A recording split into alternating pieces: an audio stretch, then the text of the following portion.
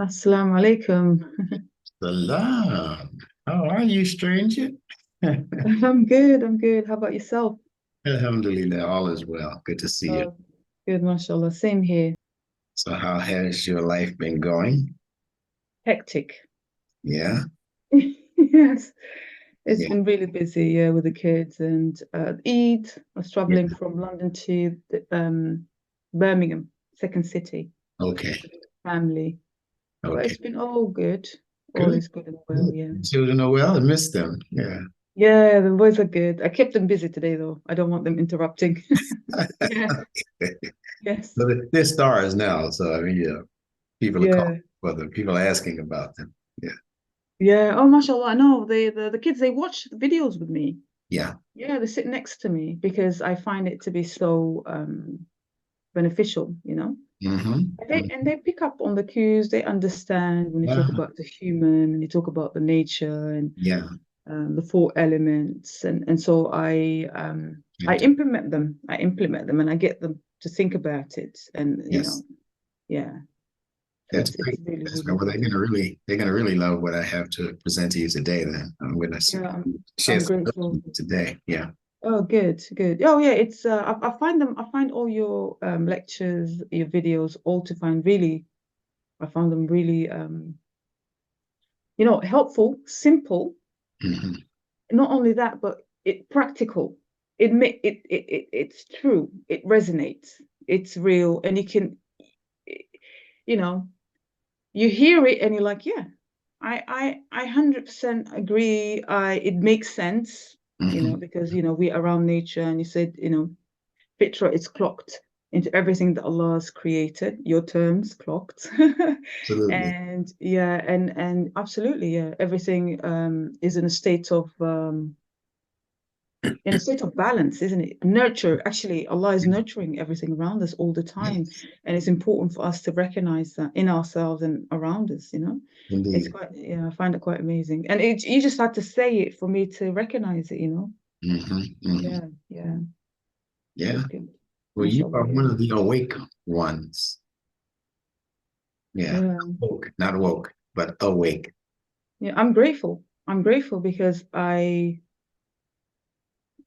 feel, blessed, to be honest with you, Hmm. really and truly. And I recognize the messages because in a way I've been searching, you know, like in our previous meeting I mentioned there was that confusion, if you like, or void, or you felt like there was something missing, but you just don't know what it is. And when I listened to you and you pointed this out, I was like, of course, but there's no way of me knowing it without someone teaching it to you or bringing it to you.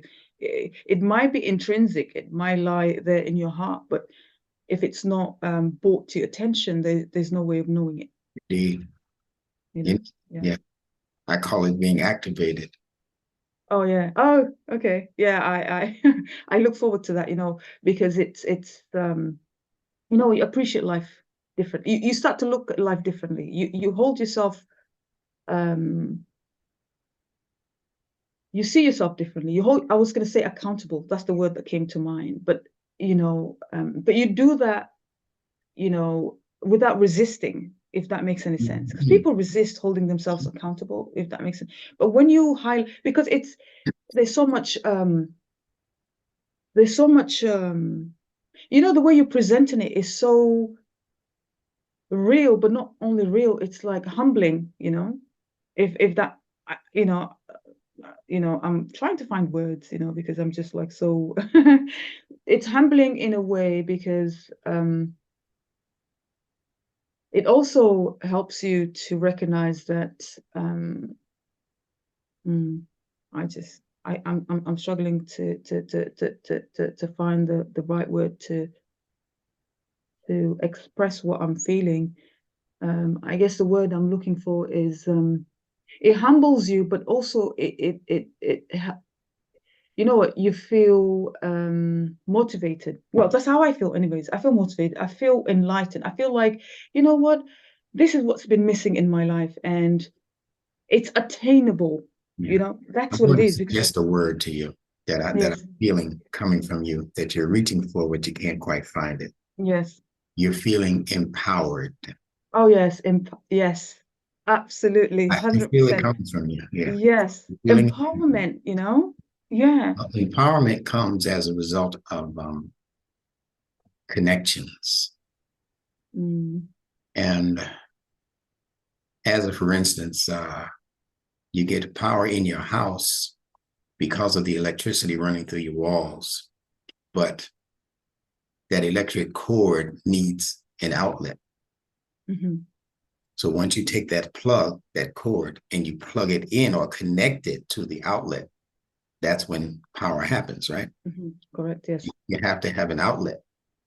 And basically, the way we've been taught religion, the way we've been taught the Quran, the way we've been taught about many things, even outside of the religion. Going back to a word you used when we first started, you said it's practical. See, practical means that there's an outlet for it. Mhm. You learned it, but now you have a way of diffusing it, sharing it, discovering new things about it because of the practical nature of the information. But if there's no practical nature connected to the knowledge, then you can't express the knowledge. And when you can't express the knowledge, you can't get the power. The power is contained. They say knowledge is power, right? So the power is connected to the knowledge, but if there's no outlet for the knowledge, then all you have is a plug and an empty wall. There's really nothing running through it for you to express all of that energy that's building up as a result of the new things that you're knowing. So I see the connection as being part and parcel of the reason why you're feeling empowered. And you're going to continue to feel empowered for as long as I can provide the necessary information that connects to the many things that you're involved in that are becoming more and more understood by you now. With the first of those being the Quran itself.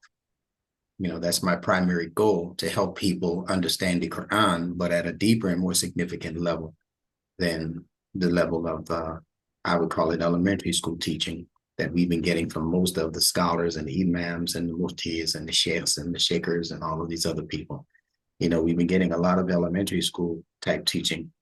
And I think they learned that bad habit from studying the leaders among the Jews and the Christians also, who feed their people elementary school teachings, you know. Um, and they save the higher, chunky, juicy parts of the knowledge for themselves. They sit around in circles and they discuss the higher concepts related to things in their scriptures, but they only discuss it on the most part amongst themselves, except for very few of them. Most of those people, and I've been around them, the rabbis and the Christians, the priests and the other people, I've been around them enough to know that they're sharing just elementary school types of I would even call them fairy tale-ish kinds of stories about their scriptures.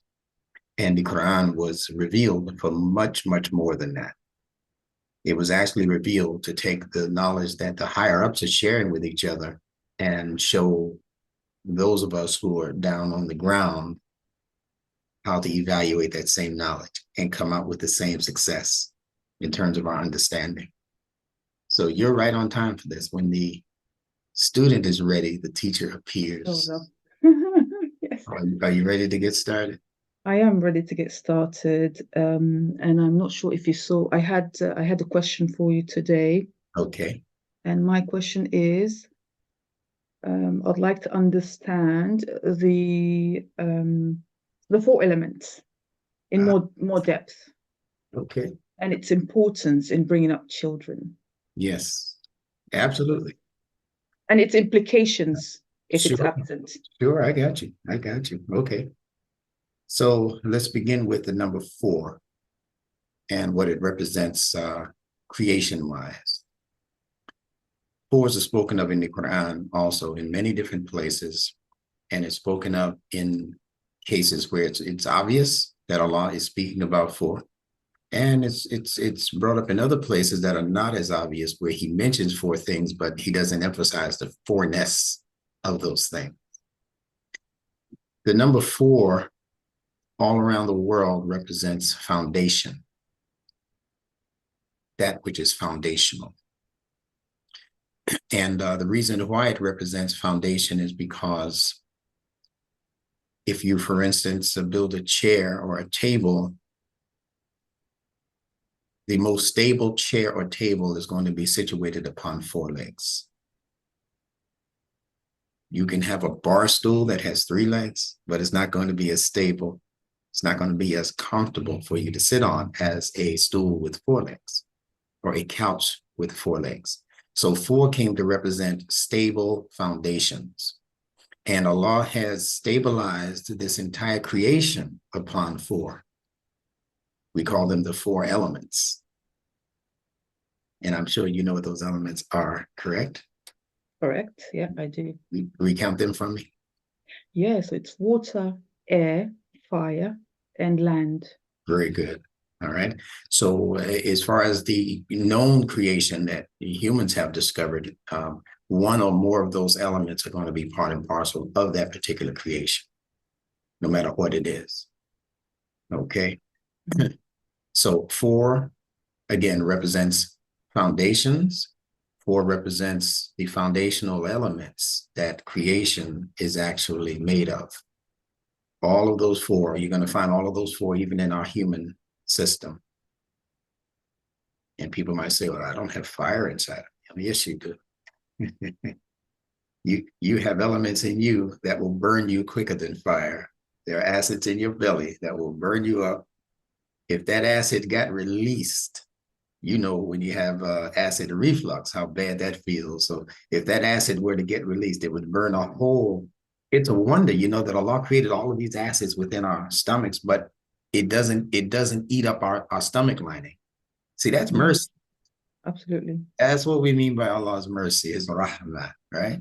So no, there is fire, metaphorically speaking, as well as biologically speaking. We have something called passion that artists always draw as fire when they're talking about the passionate nature of human beings. They liken that unto fire. So we have these 4 elements on the physical level, but we also have these 4 levels operating on the metaphorical level. All right. So if we look at them, let's say on the sociological level, the level where we operate as society people, these 4 are operating as economics. That would be water. And, you know, most of our economic terms, I'm sure you've heard me mention, most economic terms are given in water concepts or water terms, drowning in debt, you know, that, right? Having a bank account, the word bank comes from the river bank. Okay. And many other terms that we can investigate later on. But on the most part, economics is related to water concepts. Is it because it's flowing? It's in movement, it's in a state of flow, isn't it? Yes, indeed. We talk about the flow of the money, the flow of the economy. Yeah. So definitely it is designed, if you study lakes and rivers and oceans even, they operate upon waves, and the waves have been designed by Allah to carry something from one point to another point. And in doing so, what it is actually enacting is a distribution method. Because if a water body has waves, there's a reason for the waves, first of all, because the nature of water is to be settled and peaceful, not to be wavy. That's not the nature of water, right? That's not the default setting for water, right?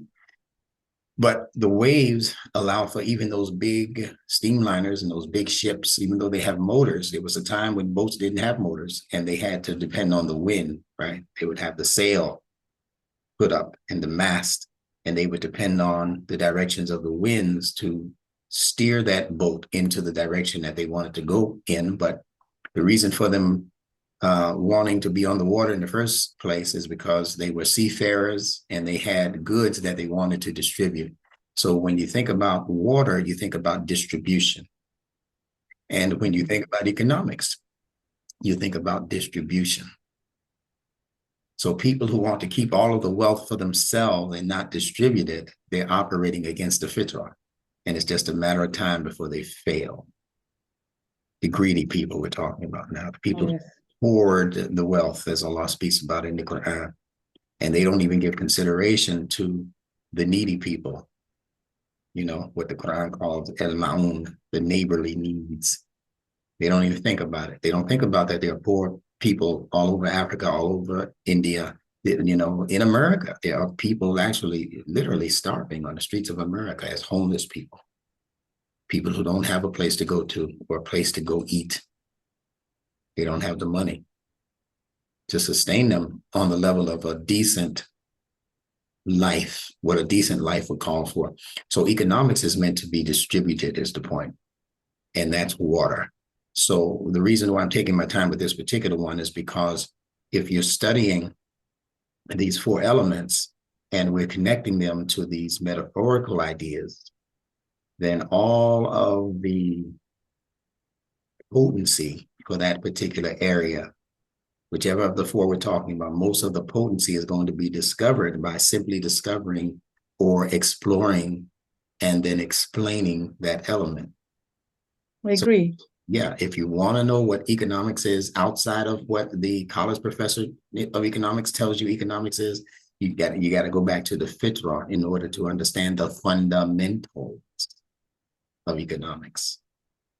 Economics didn't begin as dollar bills being exchanged. Economic began as bartering. Yeah.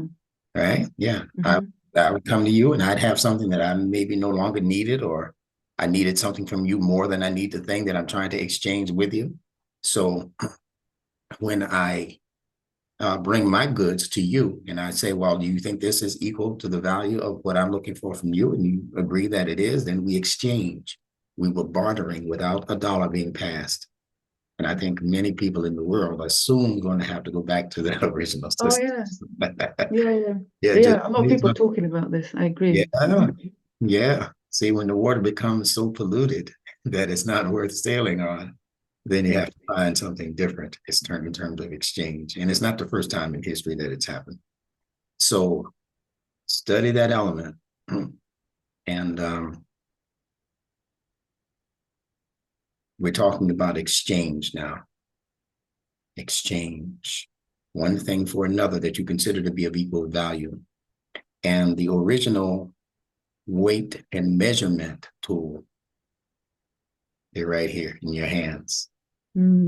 Before we invented a scale, right? Before we invented sophisticated means for measuring and weighing things and determining the, the weight and value of a thing. People of old used to just put that one thing in this hand, and they put the other thing in this hand. And if this was about the same weight as this, they would consider it to be of equal value. Okay. And so many times when Allah is mentioning the hands in the Quran, he's speaking about the weight and the value of a thing. Even speaking about you, if he's talking to you, he says ka. I can say salam alayka, or to you, I would say salam alayki, because you're a female, right? So ki and ka are speaking to the individual male or female and male, ki, ka, speaking to the individual. But it's speaking to the individual also as a creature of weight and value. The letter ka or kaf in the Arabic letter system means hand. It actually means the palm of your hand. Yeah. The palm of your hand, where you would put something if you were weighing something or wanted to hold on to something, you would put it into the palm of your hand. And if you really wanted to hold on to it, you would just grasp it, collect it, but you would use the palm of the hand, almost like you would use a chair or a couch to sit in, right? So ka represents the thing that you consider to be valuable and most appreciated in time, the thing that you're able to value, to weigh,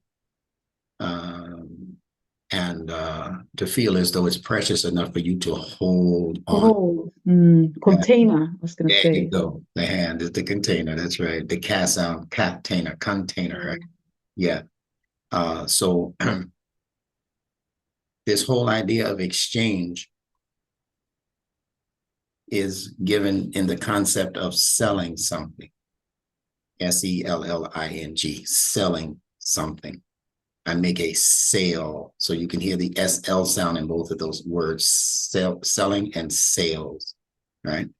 And remember now, the original boats, before they invented the motors, those boats were motivated by sales. Same word. Say, they just spell it differently. SAILS if it's connected to the boat. SLES if it's connected to the market. Yes.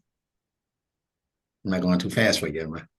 No, I'm making the connection. I'm thinking, we're coming back to the flow again, are we? Yes. Yes. So now we've introduced a second element.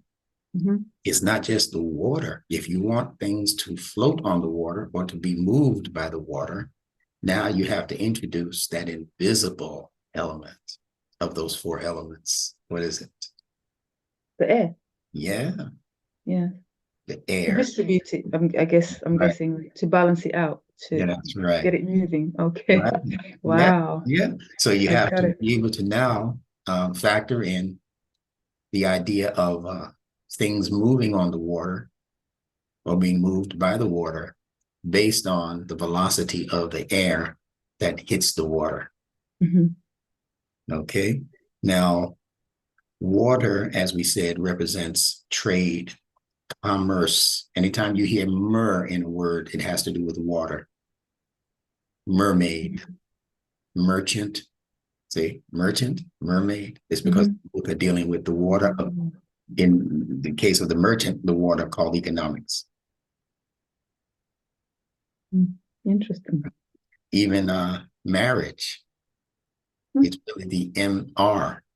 No matter what the vowel is in the middle, MR always represents what water represents. And this is why we call our marriage a relationship. Wow. Okay. You see, we don't think like that. We don't make those connections. No, Nunetics is here to open up the story. Wow. Amazing. When it comes to words we use all of the time, but we were never told or taught what these words mean because the people who are teaching us don't know what they mean. They were privy to it. This is really for us in this day and time and in this section of time. It's new knowledge for us. It's not that no one ever knew it. Someone obviously knew it to put those words together.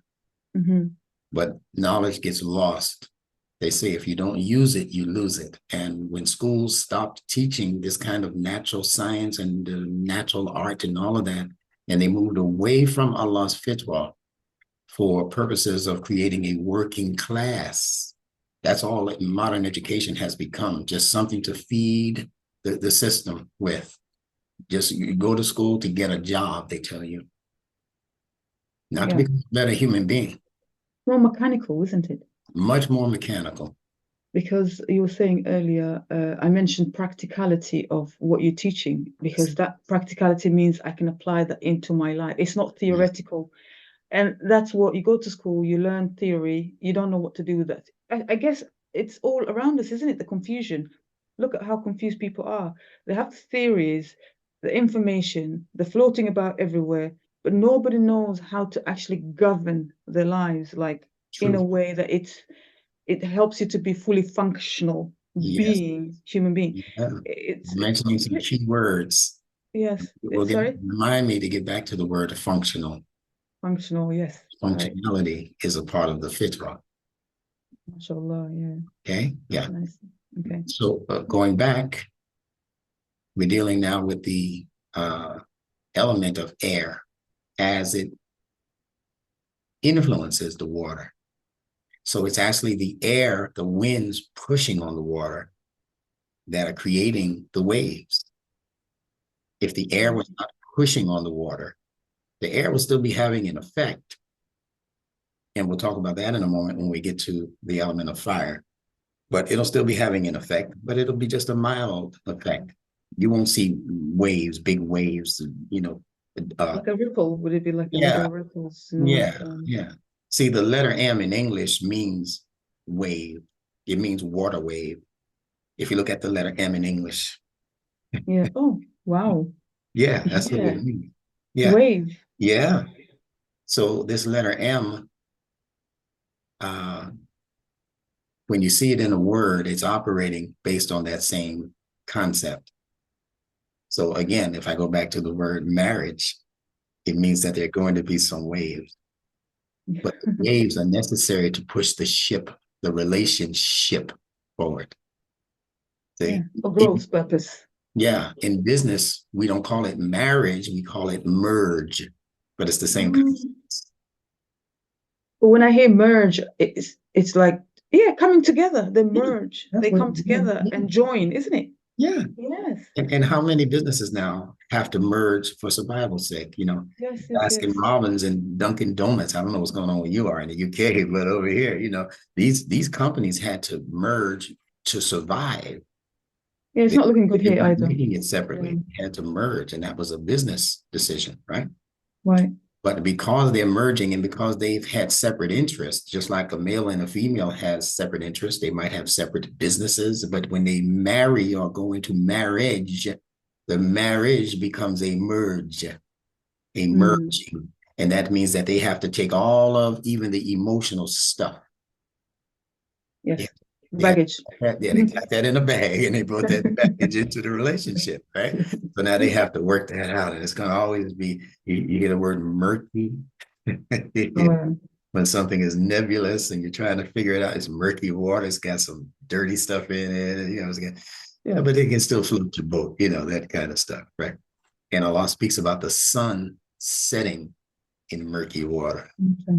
All right. Mm. So fortunately, our system of Nunetics is able to identify these letter sounds, not only for Quranic Arabic, but also for the English language and really any language that contains these letter sounds, because the S in Spanish is the same as the S in German, is the same as the S in Japanese, is the same as the S in Kiswahili, it's the same sound. So language is actually one. Mm. The representation, isn't it? Yes. That's what you talk about. Yeah. It's the differentiation in the presentation, and the presentation is actually an illusion. Mm. Oh, yeah.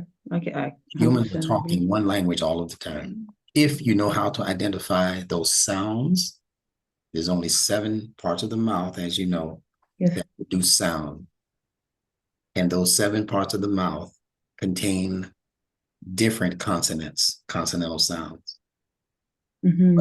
But they're grouped in 7 different areas, only 7 different areas. Now, that's an important concept to understand when you're learning this system called Nunetics.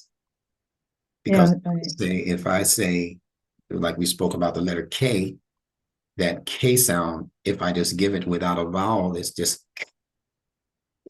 and it comes from the back of the throat. Mm-hmm. And that section of the mouth is called a guttural section. But there are other letters that are also produced from the back of the throat. So they're grouped into one group. And there are 7 of those groups. For people who might be hearing this for the first time, I know you know this already. But if I give you the Arabic letter Ka, the KH sound, it's also from that same part of the throat. So it's a guttural also. Even if I gave you the sound of the H sound, if you pay attention to how you're pronouncing it, you'll notice it's also coming from the back of the throat. So that's also a guttural. Mm-hmm. Right? So that's one classification or category of letter pronunciation, particularly the consonants. All of the vowels are air. Open mouth, right? All of them. So you're breathing life to words, basically. You're breathing what? But look at what's bringing the life. Yeah. Look at what's bringing the life. What's bringing the life is called a vowel. Now we talk about marriage and merging, right? Because these sounds are merging in the mouth, but they need a vowel, just like a marriage needs a vowel. Mm-hmm. Mm-hmm. Okay. We take our yeah, right. yeah, That amazing. promise still blah blah blah. I promise to be true, and I promise it through thick and thin. We go through all that, and we take this vowel But because yes. it's the vowel that allows you to express Yes, of course. whatever you're bringing into the relationship, and it's the vowel in a word that allows the letter, the consonant, to express itself. Itself. Yeah, give it life, Yeah. basically. So we say Yeah. K, but we're not paying attention to the vowel A in K.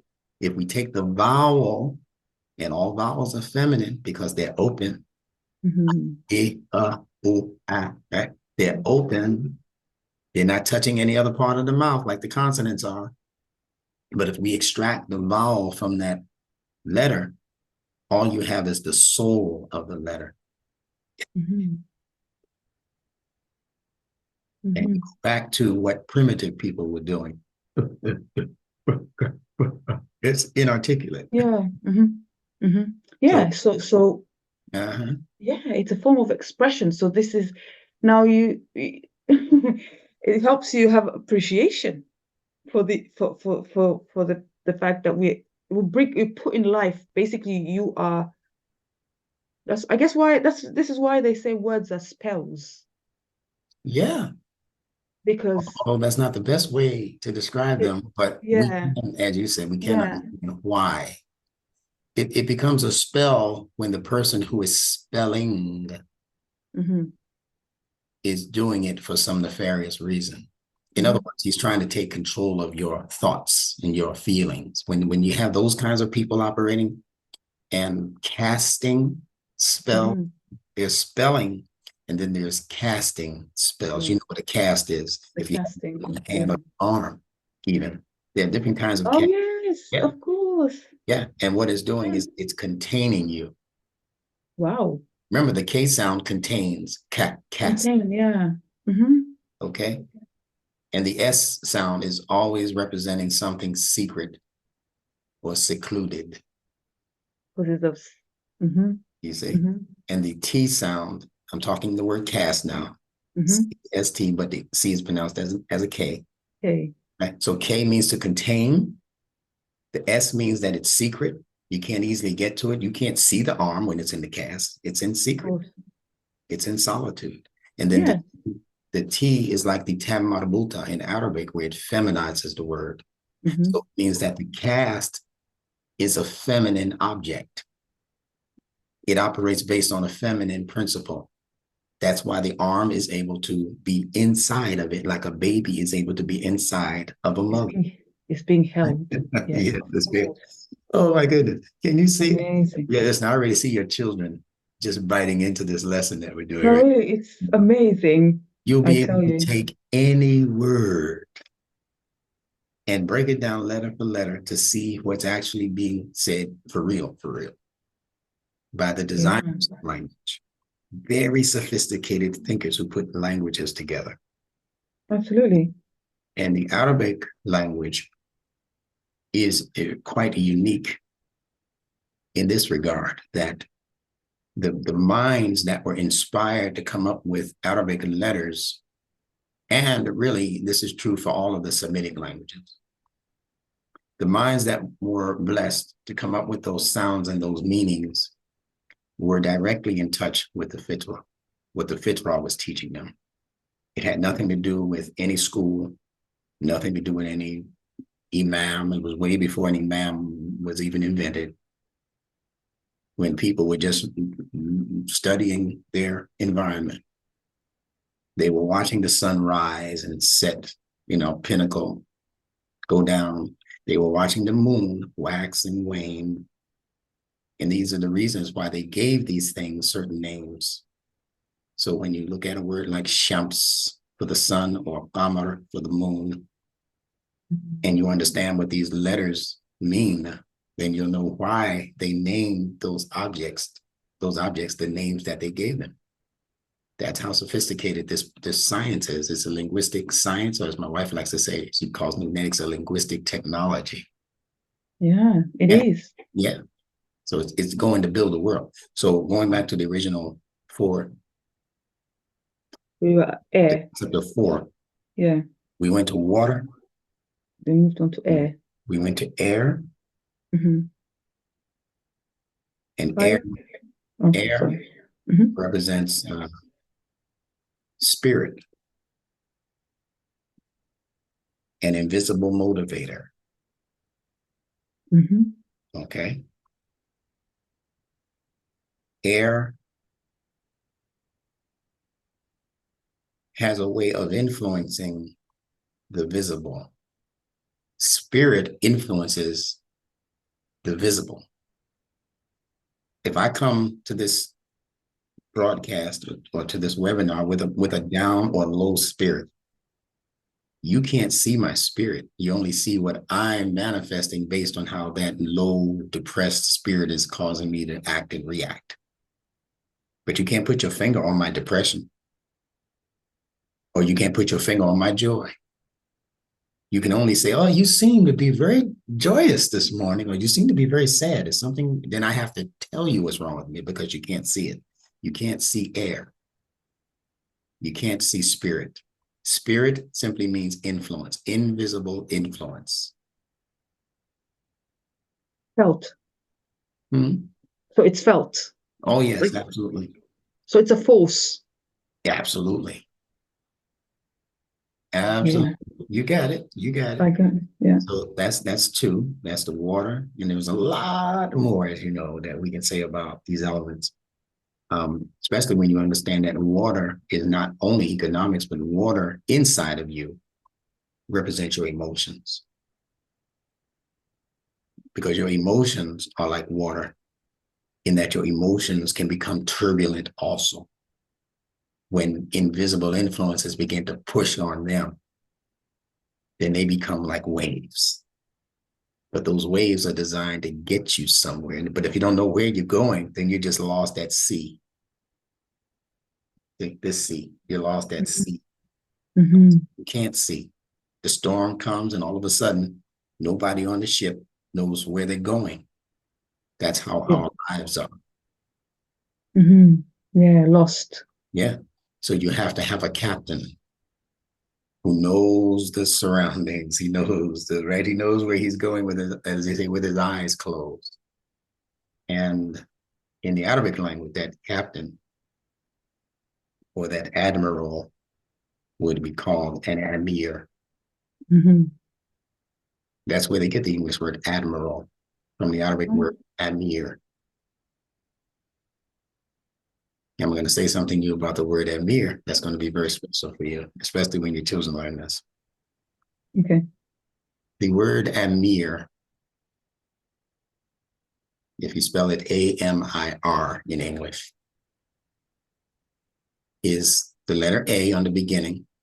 Now, most of the time, when you find the letter A on the beginning of a word, it's not a vowel, it's a consonant at the beginning.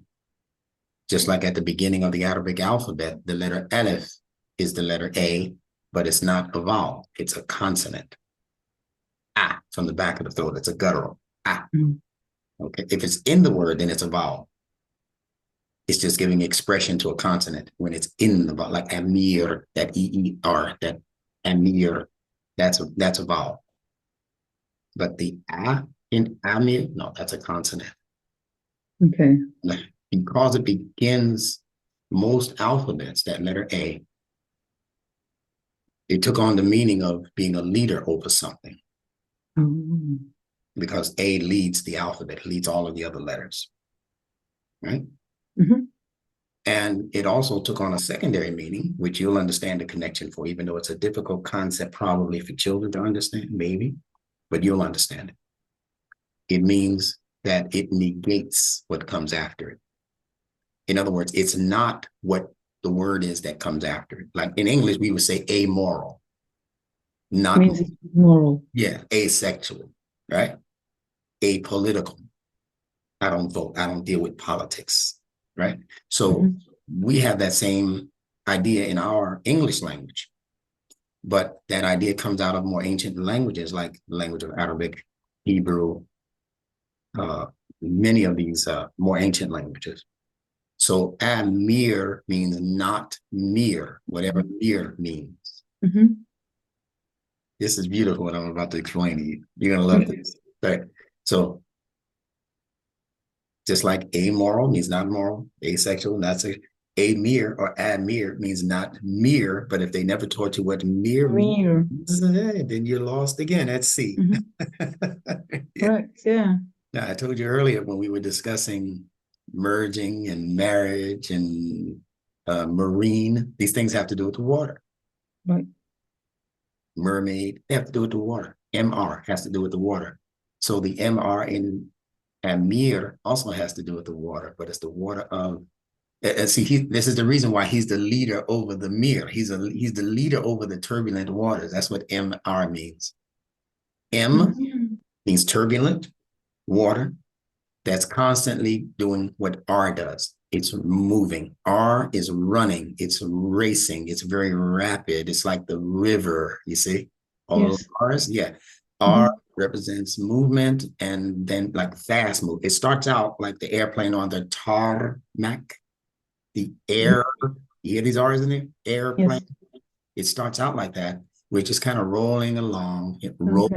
Roll, R, rolling. Mm-hmm. Always has to do with movement. Okay. That Yes. becomes faster and faster at the rocket. See, the R in Yes. rocket, it starts out with a certain velocity and then it's out of here, right?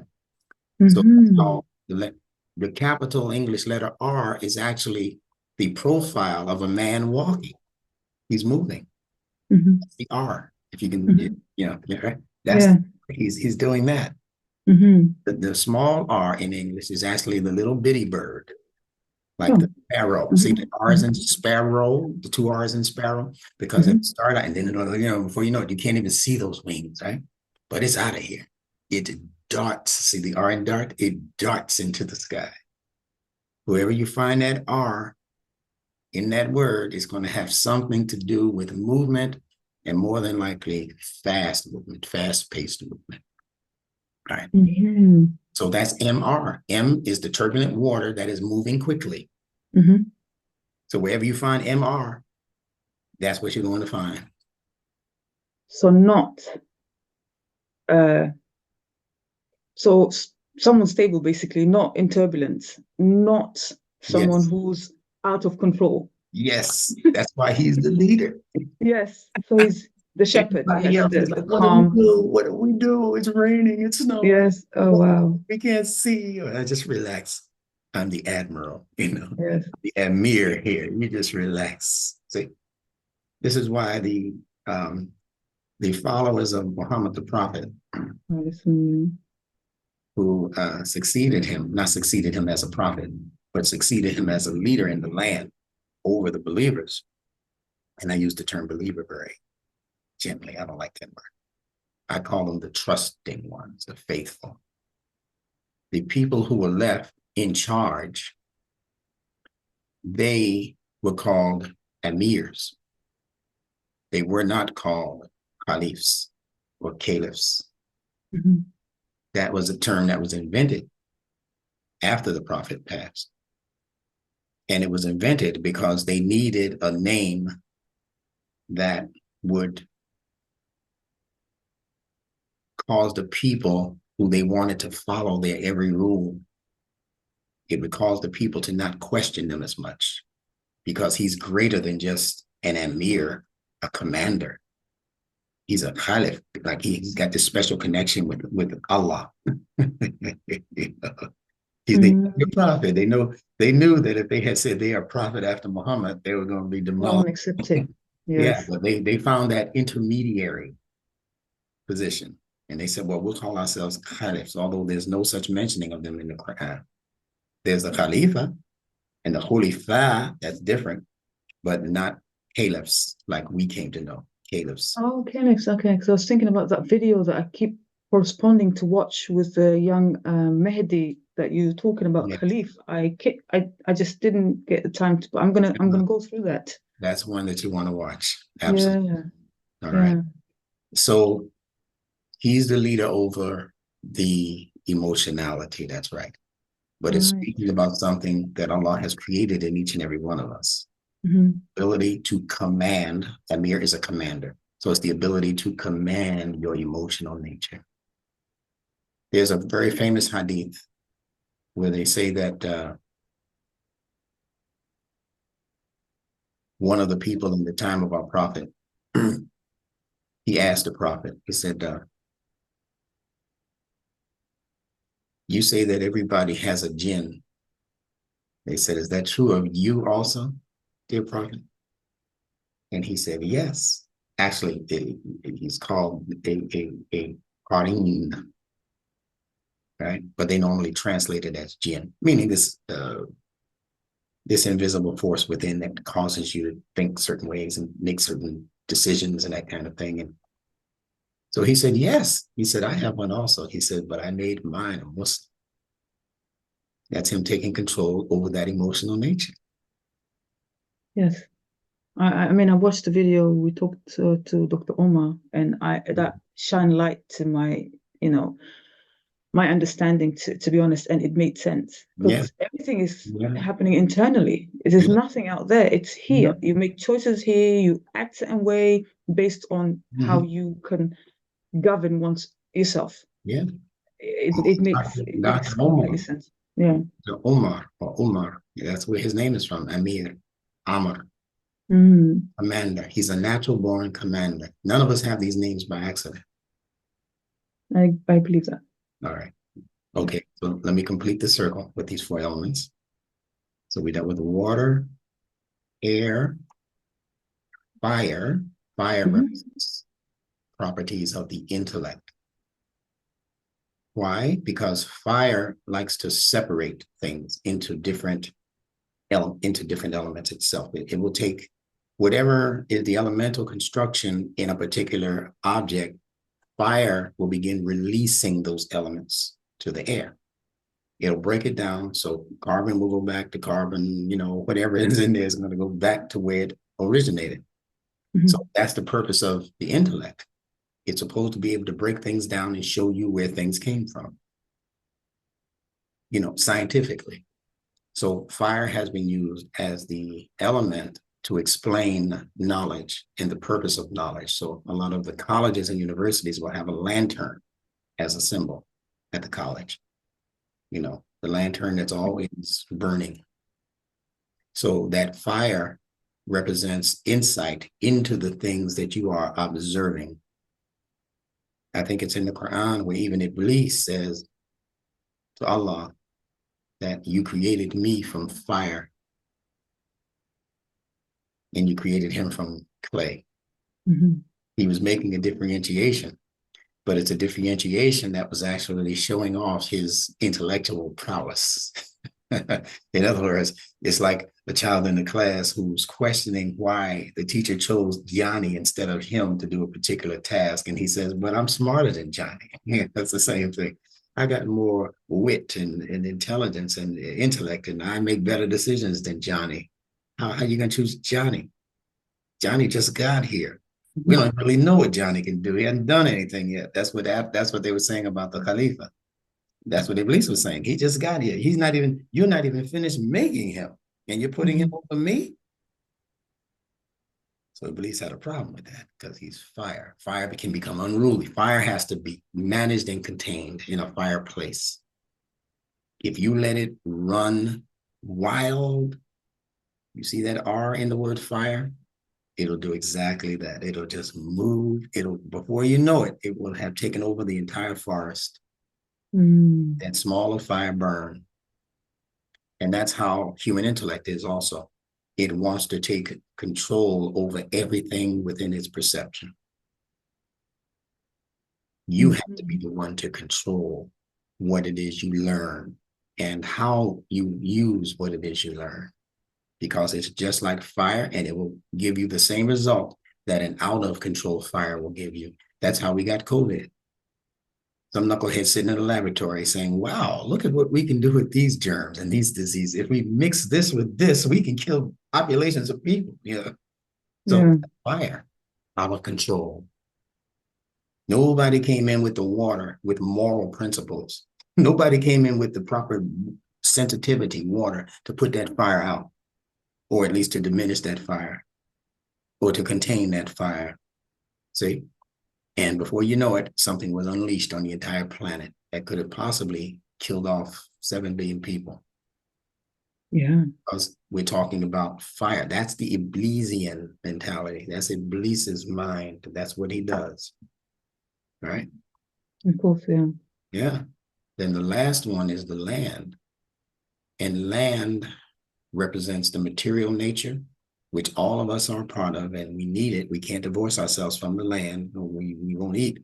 We won't drink. That's where the materials are, in the material world. So we have to stay connected to the material world, and it actually represents our foundation. We're standing on land. We don't live in the water. We don't float or walk on water. I don't care what they said about Jesus in the Bible. The human being was not meant to walk on water. The human being was meant to walk on land. And land simply means foundation, foundational life, family life, community life. See, all of that is represented by land, because land also represents your culture. Mm-hmm. When we talk about culture, that word comes from agriculture. Oh, yes. And that's the land. Yeah. Yeah. It's like you live off of agriculture. Right. Right? You live also off of the broader sense of culture. So your music, your dance, your art, all of those things that we call culture, we're supposed to be standing on those as a foundation also. But if those things become corrupt, as they are in most of the Western world, culture has become death to the brain, especially of our young people. The things that picking up and learning and watching, and everything is pornographic now, and the music is horrendously graphic, to the point where they have to put on every CD now explicit lyrics. They can't even sell it to you if you're 18 or younger, that kind of, right?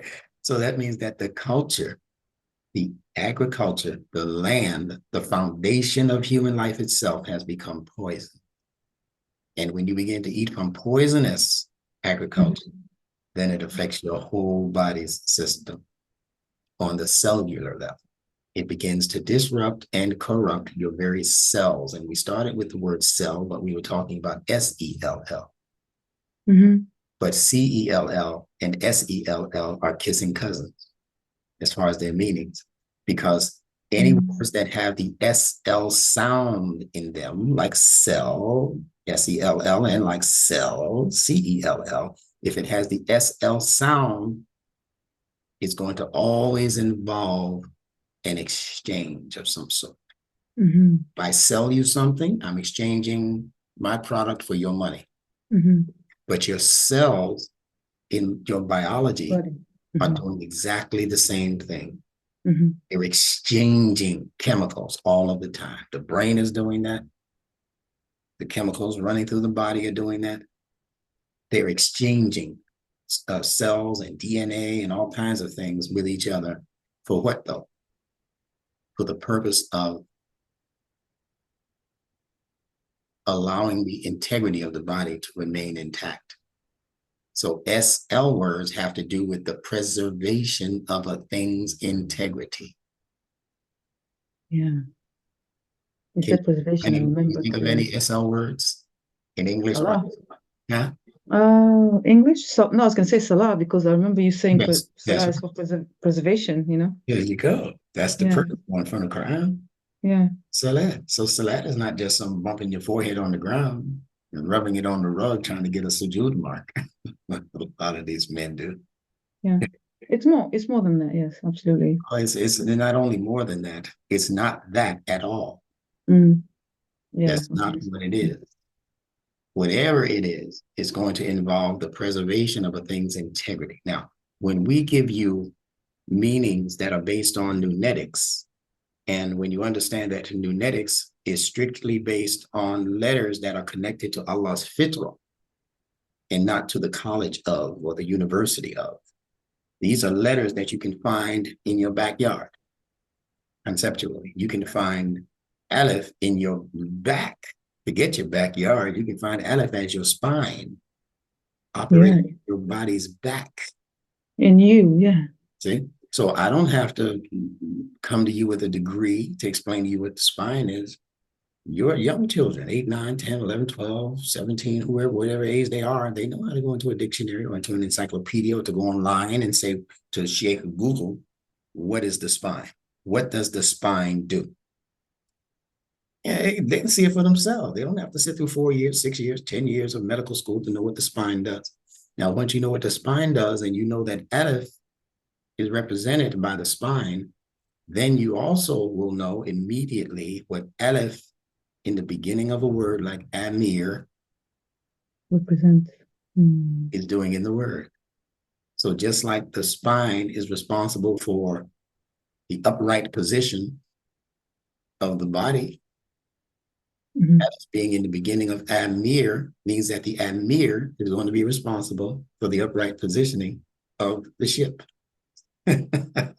Absolutely, yeah. And the crew, making sure the crew is doing what they're supposed to. They're not off drinking, and smoking and, philandering. And no, he comes by there. Amir comes by, but snaps to it. Oh, and they give him a salute, right? Yes. See, salute, salat. That's all related. Oh, right. Responding to a higher power. That's what a salute is doing. And that's also what salat is supposed to be doing, responding to a higher power and authority, keeping yourself connected to that authority. If you're laying down when the captain comes in or when the general comes in, you're supposed to jump up and hop to it and salute. You see what I'm saying? I hear you. And in the world, we would do this if we're looking for something, and it says sunny outside, right? Yes. We do that. But that's all you're doing is saluting. What you're saying is that there's a lot of light here that I need to be aware of. And it's the same thing you're saying when you make salat. There's a lot of enlightenment here that I need to be made aware. Wow, yeah, amazing. So those are the basic ways of understanding the 4 elements. There's a lot more. We'll continue with this because there's a lot more to it. And inshallah, we can meet again this time next week. Yes. You let me know. I'd love to carry on with this absolutely into the implication of missing the 4 elements and implementing it into your life and your children, of course. Yeah. So absolutely. give me your snapshot response to what you heard. I'm not going to ask you any particular questions, but tell me what stood out for you in what I had to say. Okay, what stood out for me is, they all stood out for me, to be honest. There's something new I've learned, of course, is the water, that they use in the economic term, you said. So it's a movement. So it's something that moves, and it also represents emotion. I felt I understood everything that you said. It's just that putting them all together. Yeah. So here's what you do. Yes. You, at some point during the week, I know you're a very busy woman. Yes, I am busy enough. But if you get a chance, as you get thoughts, especially you get to replay, which will be in another hour or so. When you get thoughts, just jot down your thoughts on your ideas so that when we open up next week, we'll begin with your responses. Okay. That's much better. It helps me to know what what you are absorbing. And it also helps me to know what you consider to be the priority information. And then I can take it from there and concentrate on more of the priority and give you more of that once I know it's really registering, or I can concentrate on the things that I felt you might not have quite understood and then build upon that also. So we can do both. Okay. Yeah. Absolutely. Yeah, we can do that. Yeah, thank you very much. I really appreciate this time, that you're giving me, and I feel honored, So thank you very much. It's my pleasure and it's my honor. And some of my reasons for doing it might be selfish. I want more phonetics instructors because I know what time it is and I know what's getting ready to happen with this linguistic science. It's about to become probably the most discussed subject at least in America, not to mention the world. Now, that might sound fantastic. To say, oh, he's boasting, he's grandiose. No, I'm not. I'm following the Fitrah. And I know how things come into birth and replicate in the Fitrah. And I'm consciously following a Fitrah process. I'm not after fame and fortune. Things that replicate in the world, they're not after fame. And your RNA is not after fame and fortune because it replicates the DNA. But I'm following that same process. The DNA of what I'm doing is in genetics. It's in the seed letters. That's where the DNA is. It's in the seed. Yes. And all we need is a sufficient replicator of the DNA to make sure that the DNA stays fit. Intact. Intact. Yeah, but this is something that is well needed, though. I have to say, it's I speaking for myself, but if I look around, I know if people became aware of this, they'll well appreciate it. Like I was stuck for words earlier, and you said empowered. 100%. I feel so much empowered because I can implement this in my life. But not only that, sometimes people have all this head knowledge and they don't know how to implement them. So it becomes an issue. There's no outlet. You said that earlier, outlet. You need an outlet. You need to put this into practicality, Yes. to advance yourself and everybody else around you. And this is Islam, isn't it? This is Indeed. part of being a Muslim. And what you're doing is I recognize it. I don't know about other people, but I recognize its importance because I see it, I hear it, I feel it.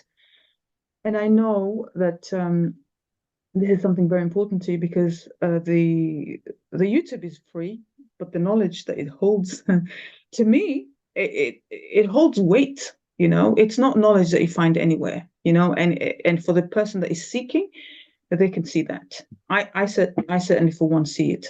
So, and I really do mean this, Doctor. I mean, Instructor Bilal. Yeah. So I'm appreciative. Absolutely, mashallah. We need well, someone like you to come and help the people. Yeah. Here. So mashallah. Yes. Thank you. Your obligation is just to make sure as many people know about it as possible, whether they like it or accept it or listen to it at all, doesn't matter. Yes. The invitation is the important thing. I agree. Yeah. All right. Yes, So, absolutely. until next week. Until next week, inshallah, I'll send you email. Yeah. Just a quick question: is that book already out? The volume Volume 2, two? is it? No, Yeah. it should be out. That's why I'm rushing to leave you so I can put the finishing touches on it. Oh, all right. Yes. Okay. Yeah, because I'm waiting for that book Yeah, to come through. I'd give Okay, it. mashallah. I'd give it another week or so, maybe 2 weeks, but I'll have all of the bones of it in place by this week and begin to just fill it out. My problem with doing books is that every time I think I'm finished, Allah sends me something else. Oh, okay. Natural fit for that book. That's how this one became volume 2, because I had so much that I needed to stop, volume 1, which is kind of hefty in and of itself, and begin or save the rest of it for volume 2. But I've been coming into so much precious information that's going to clear up this issue of Salat for people who are thinkers, not for people who are emotional, responders. They'll stay with what they're doing. And I'm going to show you how all of it can actually be legitimate if you would simply take the time to understand what it is you're doing and what it means. It's really that simple. Yeah, that's important. Yeah. A very popular Muslim, you've heard me mention him in many of my videos, Ifrah Mohamud. Mm-hmm. He made a statement in one of his books where he said that whenever you're doing things that you don't understand, he said, it's the same as practicing superstition. He said, even if it's the Salat. So that's the statement that put me on this journey to discover more and more about what Salat is truly and what it's intended to do. It's not intended to be a mere ritual, although it does involve some rituals, but it's not into all of the rituals that Salat involves have deep meaning. And it's the understanding of the meanings that are the most important aspect of the Salat. I agree. Yeah. I think, for anyone that is willing to look into that or even question, I think, you know what, everything has a purpose. Everything has a purpose. And if you So find that what's it has no purpose, then you need to yeah, get rid of it. I don't care if it's what you're calling Salat. If it has no purpose, and the biggest purpose that people can find to describe Salat, it brings us together. Yeah, but I can give a weekend house party that does the same thing. It might be a different group of people, but right. I can build a school. It's going to bring people together. It's going to bring students together, staff members together. So it's not the idea of bringing people together that Salat represents. When you understand what I said about the SL sound in words, it represents the preservation of a thing's integrity. So now you have to begin to investigate what is human integrity, not just Muslim integrity, human integrity. What keeps the human being whole? That's a question for next week. Yeah, I I think I have Yeah. the answer. Yeah, that's good. That's good. I went through your lecture, What is Human, and I Yeah. did, and it's to be sensitized, isn't it? All Yes. living things. That's right. I have notes. Yeah. I take this very seriously. I see you do. That's why I told Yeah. you I'm doing this for partly selfish reasons, because I think you're going to be, I might have said this to you the first time we met, that I think you're going to be one of the most proficient instructors in memetics that this world has ever seen. I believe that. Yeah. I look forward to that. All right. Yes. So I'll let you go. All right. Thank you very much for your time. No problem. We ended by saying, Bismillah ar-Rahman ar-Rahim. ربنا آتنا في الدنيا حسنة وفي الآخرة حسنة وقنا عذاب النار. And we're making a request of Allah through this dua that He grant us the best of the dunya, and that He grant us the best of al-akhirah, and that He save us from anything that represents our destruction in the way that fire would represent our destruction, especially fires of our own passions. Yes. All right. Yes. Okay. Thank you. Thank you. Alaikum. Alaikum to you. Alaikum. Alaikum salam.